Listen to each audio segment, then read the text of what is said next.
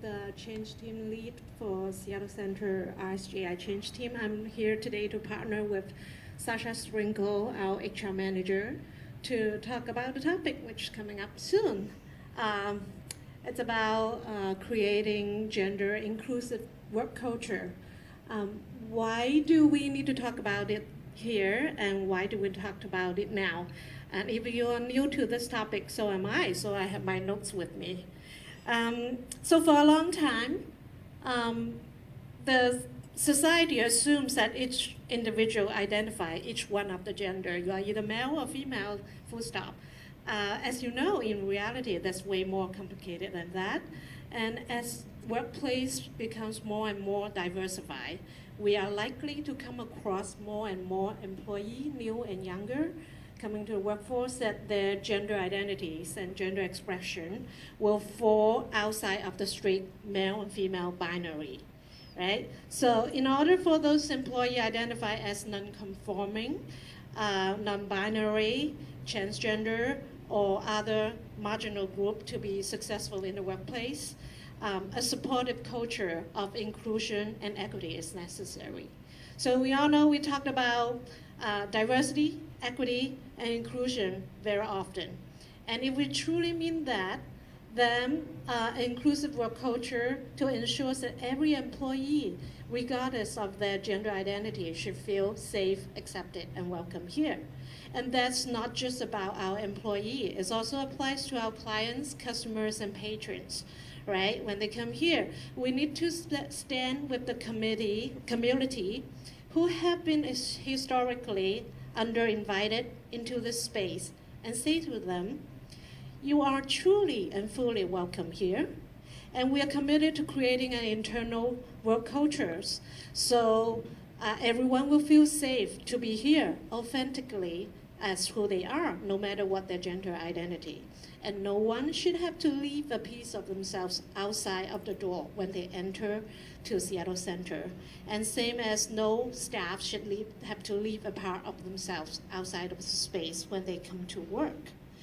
And some people ask me, why do you talk about gender issues? How is this related to racial social justice? How does this matter to race?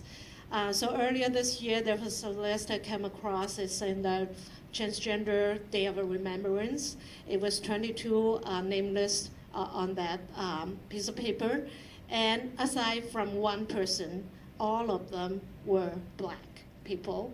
And they were all victims of brutality. They were murdered, taken away from us because of irrational hatred and fear. So we say it's a race matter, it's an rsji matter. When we build power together, when we centering the most marginalized and oppressed people in our society, we create a community that's better for all of us. So you're saying, maybe you still don't know what I'm talking about, so I'm gonna go through a few terms. Gender identities, which is the innermost concept of your oneself as male, female, a blend of both, or neither. That's how individuals perceive themselves and what they call themselves. It can mirror when a person was born with the assigned sex, or it could be entirely different. The next one is gender expression. It's an external manifestation of characteristics of behavior that the society view them as masculine, feminine, or something else along the spectrum. And it's very important to differentiate because people are always confused with gender expression and sexual orientation. And this I may be oversimplified, but that helps me. It's when you think about sexuality, sexual orientation is who you want to go to bed with. And gender expression is who you want to go to bed as, okay? If that helps you. All right, next. When it comes to trans employee or other marginalized group here, a true inclusion is not just about creating a more diverse workplace. It's also about making sure organizations are treating all employees equitably when it comes to opportunity, benefits, and people's everyday experience when they come to work. That's why I'm going to hand over to Sasha. And Chris, do you want to talk about yesterday's Lunch and Learn? Thank you. So we're saying it's not enough just for organizational leaders and HR staff to understand the importance of transgender, how to make them inclusive here. Educate everyone at the organization and how to make this inclusion as a daily priority is also important. So a good way to do this is to add a specific lens to anti-harassment management and diversity training. And one of the things we did yesterday, it's our first step. This is second step for this year. Yesterday we have a lunch and learn and on the gender topics, and there were 60 people showing up. Half of them were from Seattle Center, and 20 from resident organization, 10 from downtown. And of those half from Seattle, go to the crew chief meeting to do the promotion for us. And thank you for all those crew chief showing up. And I appreciate seeing so many TFM staff and gardeners showing up there. I want to invite you all to the future Lunch and Learn, especially when there are yummy French, Vietnamese, Burmese sandwiches being served. If you weren't there, you missed out big.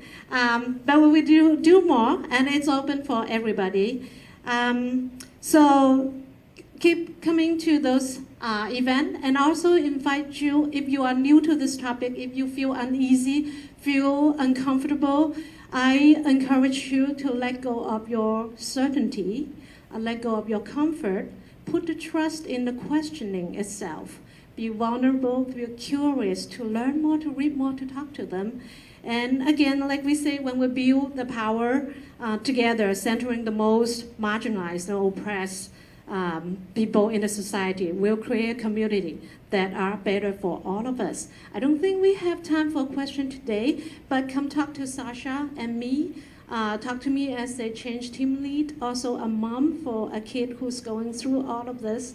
I'll tell you, this is not easy at all. It's very difficult. It takes a lot of love, accepting, honesty, and courage and compassion, but it's all worth it. So thank you all.